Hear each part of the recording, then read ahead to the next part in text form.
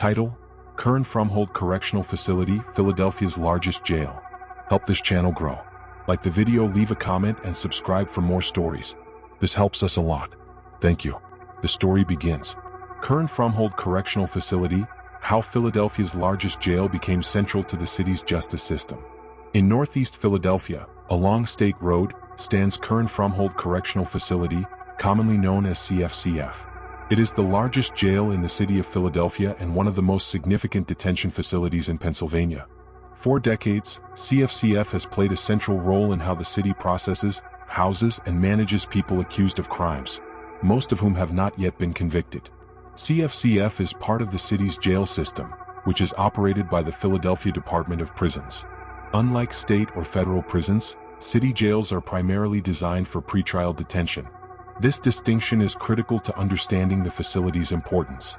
The majority of people held at CFCF are awaiting court hearings, trial dates, or bail decisions. Some are serving short county sentences, but many are legally presumed innocent. The facility opened in 1987, replacing the aging Holmesburg prison, which had become notorious for overcrowding, unsafe conditions, and past medical experimentation scandals. City officials intended CFCF to represent a modernization of Philadelphia's detention infrastructure. It was built with multiple housing units, medical areas, intake processing, and administrative offices designed to meet contemporary correctional standards of the time. From its opening, CFCF became the primary intake and long-term housing jail for adult men in Philadelphia. Its size alone set it apart. At various points, it has held several thousand detainees, making it the focal point of the city's incarceration system. When population pressures rise anywhere else in the system, the impact is often felt first at CFCF. Over time, the jail's role expanded beyond simple detention. It became a hub for court transportation, medical triage, classification, and housing for individuals with varying security needs. Managing such a large and diverse population required constant coordination between correctional staff, courts, healthcare providers, and city leadership. By the 1990s and 2000s, CFCF began appearing regularly in court filings, consent decrees, and oversight reports. These documents did not emerge from a single incident, but from recurring systemic challenges common to large urban jails across the United States. Overcrowding, staffing shortages, delayed court processing, and limited resources. One of the most persistent issues was population pressure. Philadelphia's criminal court system experienced delays due to case backlogs, public defender shortages, and procedural bottlenecks. When court cases stalled, detainees remained in custody longer, not because of new charges but because their cases had not moved forward. This directly affected CFCF's population levels. As the population increased, conditions inside the jail became harder to manage. Housing units designed for specific numbers were stretched beyond their intended capacity.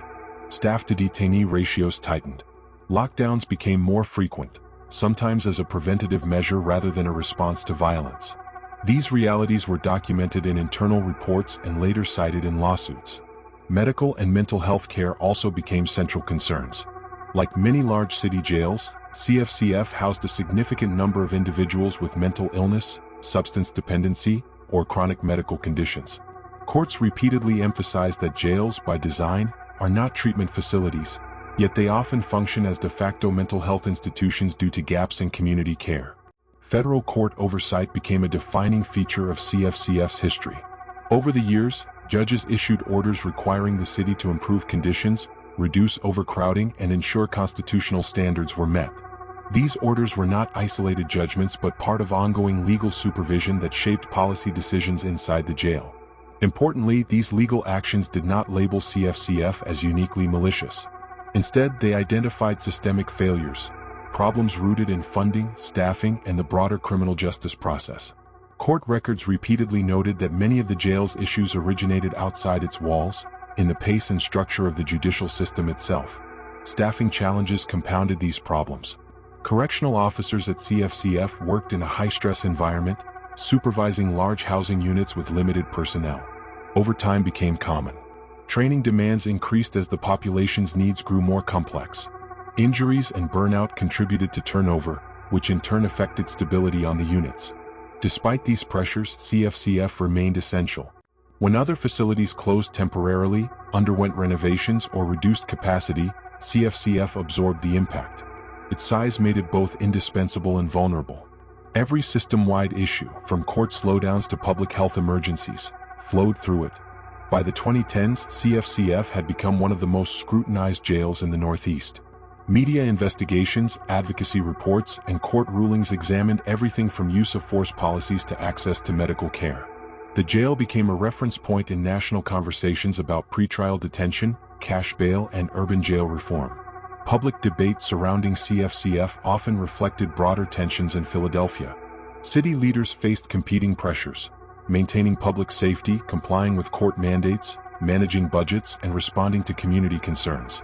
Decisions made at City Hall and in courtrooms had immediate consequences inside the jail. What makes CFCF significant is not a single scandal or defining event. It is the accumulation of years of documented challenges tied to its role at the center of Philadelphia's justice system. The jail did not operate in isolation. It functioned as a mirror of the city's legal processes, social inequalities, and institutional constraints. Understanding CFCF requires separating myth from record. It is not simply a place of punishment. It is a holding facility shaped by court timelines, legal standards, and policy choices made far beyond its perimeter fences. Its history is inseparable from the broader system that feeds into it. In the next chapter, the focus shifts inside the facility itself, examining daily life at CFCF, how housing, staffing, and medical care actually function, and why conditions inside the jail became the subject of sustained legal and public attention. Daily life inside Curran-Fromhold: housing, staffing, and reality. Life inside Curran-Fromhold Correctional Facility is shaped less by dramatic events and more by routine pressure. As Philadelphia's largest jail, CFCF operates continuously under the strain of population volume, court schedules, staffing limits, and the needs of a detainee population that changes daily. Understanding what happens inside requires looking at how the jail actually functions, not how it is portrayed. Intake and classification. Most people who arrive at CFCF do so directly from police custody or from court. Intake begins with identification, searches, medical screening, and classification. The purpose of classification is to determine where a detainee will be housed and what level of supervision is required. Factors include charge severity, prior history, medical needs, and mental health status. Because CFCF handles such a large volume of intakes, delays are common. Court backlogs and arrest surges often result in individuals remaining in intake areas longer than intended. These delays are documented in internal reports and cited in lawsuits, particularly during periods of overcrowding. Housing units and population pressure. CFCF is composed of multiple housing units, each designed for specific security levels. Some units hold general population detainees, while others are designated for higher supervision or special needs.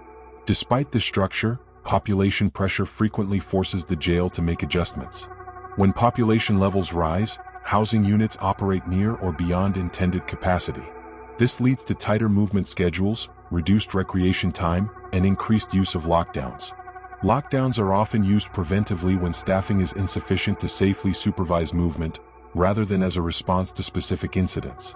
These conditions have been repeatedly cited in court filings as contributing to stress, frustration, and instability within the jail environment. Staffing and supervision. Staffing is one of the most persistent challenges at CFCF. Correctional officers are responsible for supervising large housing units, conducting counts, escorting detainees, responding to incidents, and maintaining order. When staffing levels fall below targets, officers are required to work overtime, sometimes for extended periods. Court-appointed monitors and oversight reports have noted that staffing shortages increase risks for both detainees and staff. Fewer officers supervising more people limits visibility and slows response times. This does not automatically result in violence, but it increases the likelihood that conflicts escalate before they can be addressed. Officer injuries, fatigue, and burnout contribute to turnover, which in turn deepens staffing gaps. This cycle has been documented repeatedly over the past 2 decades. Medical and mental health care. Medical care at CFCF is a major focus of legal oversight. The jail houses a large number of individuals with chronic illnesses, mental health conditions, and substance use disorders. Intake screenings are designed to identify urgent needs, but high volume and limited staffing can delay follow-up care. Federal courts have issued multiple orders requiring the city to improve access to medical and mental health services. These orders emphasize timely evaluations, medication continuity, and appropriate housing for individuals with serious mental illness. Mental health units exist within the facility, but demand often exceeds capacity. As a result, detainees with mental health needs may be housed in general population settings that are not ideal for treatment. This issue has been highlighted in court findings as a systemic problem rather than individual negligence. Daily schedule and movement. Daily life at CFCF follows a structured schedule. Meals are served at set times. Housing units are unlocked and locked according to staffing availability. Movement to medical appointments, court transport, and recreation depends heavily on available officers. When staffing is sufficient, detainees are moved according to schedule. When staffing falls short, movement is restricted. This leads to missed appointments, delayed visits, and reduced access to programming. These disruptions are frequently cited in grievances and legal complaints. Communication with family and legal counsel is another critical aspect of daily life. Phone access and visitation are regulated and can be limited during lockdowns. Attorneys have raised concerns about delays in access to clients, particularly during extended lockdown periods. Use of force and oversight. Use of force incidents at CFCF are subject to strict reporting requirements. Every incident must be documented, reviewed internally, and in some cases reported to external monitors.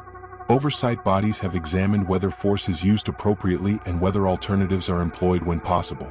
Court findings do not suggest that CFCF operates without rules.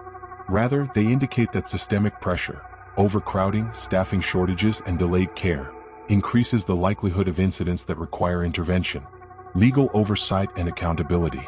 CFCF operates under ongoing legal supervision. Federal judges have issued consent decrees and compliance orders addressing overcrowding, healthcare, and safety. These orders require regular reporting and independent monitoring. Importantly, these rulings consistently frame the jail's problems as structural. Courts have emphasized that the city must address upstream causes such as court delays, bail practices, and lack of community mental health resources. The jail alone cannot resolve these issues. The human reality. For detainees, daily life at CFCF is defined by uncertainty. Court dates change. Housing assignments shift. Access to services depends on staffing and population levels. Many individuals remain in custody not because they have been convicted, but because their cases have not moved forward. For staff, the environment is demanding and unpredictable. Officers must balance safety, procedure, and human needs within a system under constant strain. Why conditions became a public issue. The conditions at CFCF did not become a public issue because of a single event. They became an issue because of patterns documented over time. Lawsuits, court orders, and oversight reports reflect years of accumulated concern about whether the jail can meet constitutional standards under existing conditions. These findings do not portray CFCF as uniquely extreme. Instead, they place it within a broader national context of urban jails struggling with the same challenges.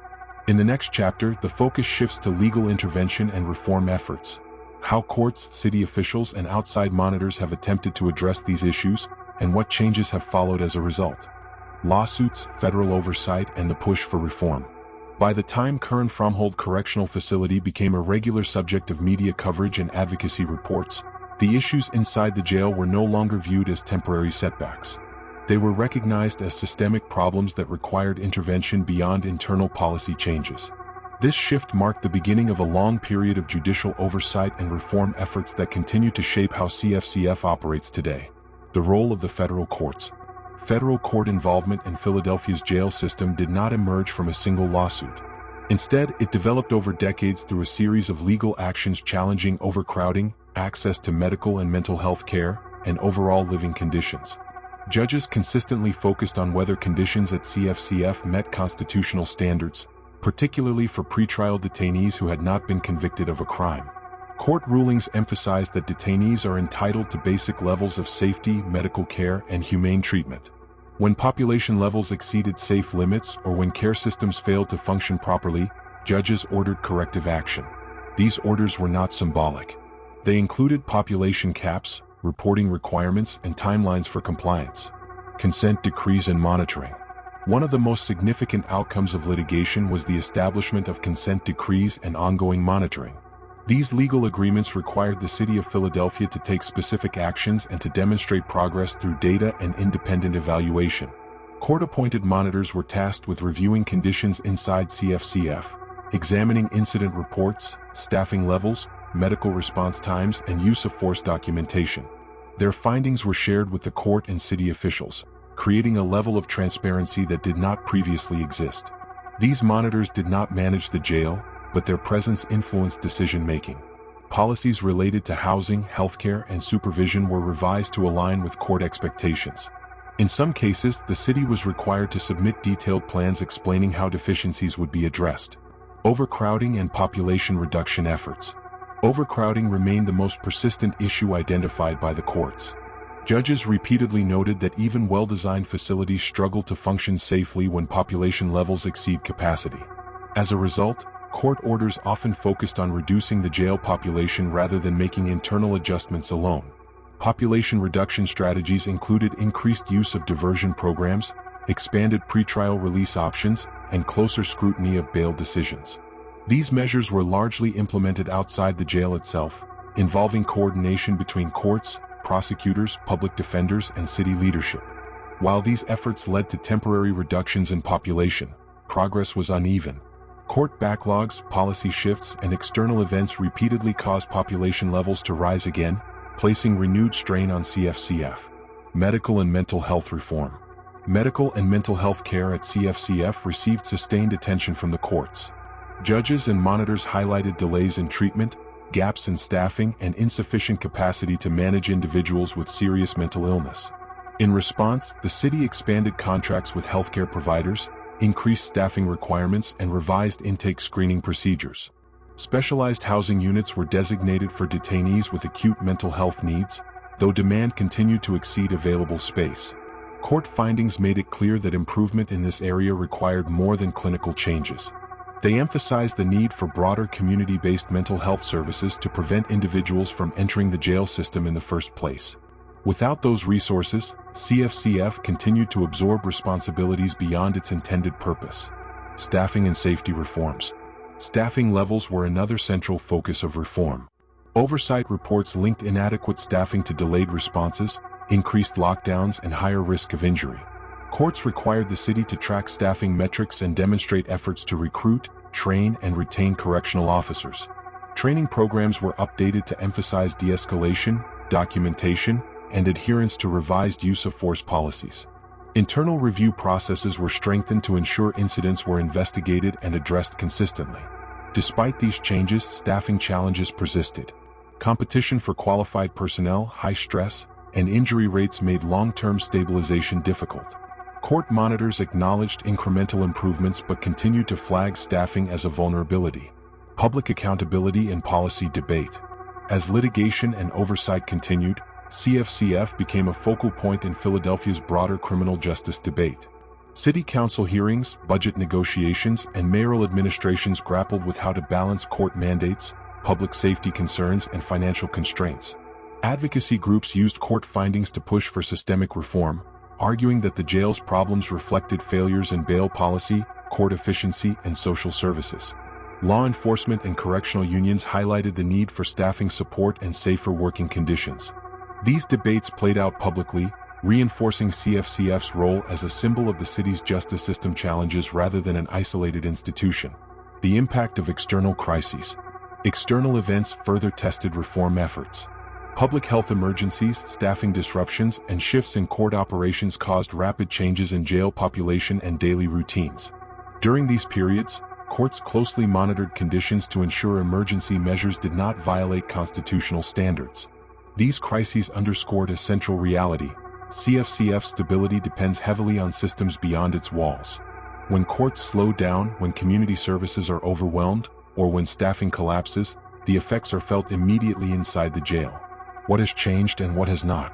Over time, reform efforts have produced measurable changes. Reporting systems are more robust. Oversight is more transparent. Population reduction strategies are better defined.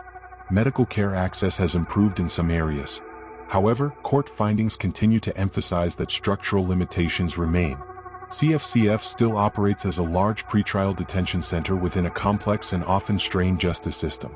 Improvements inside the facility cannot fully compensate for delays, shortages, and policy gaps elsewhere. Why CFCF remains central?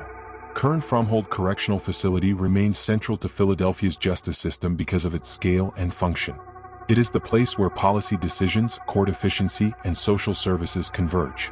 When those systems fail to align, the consequences become visible inside its walls. The story of CFCF is not one of sudden collapse or singular wrongdoing.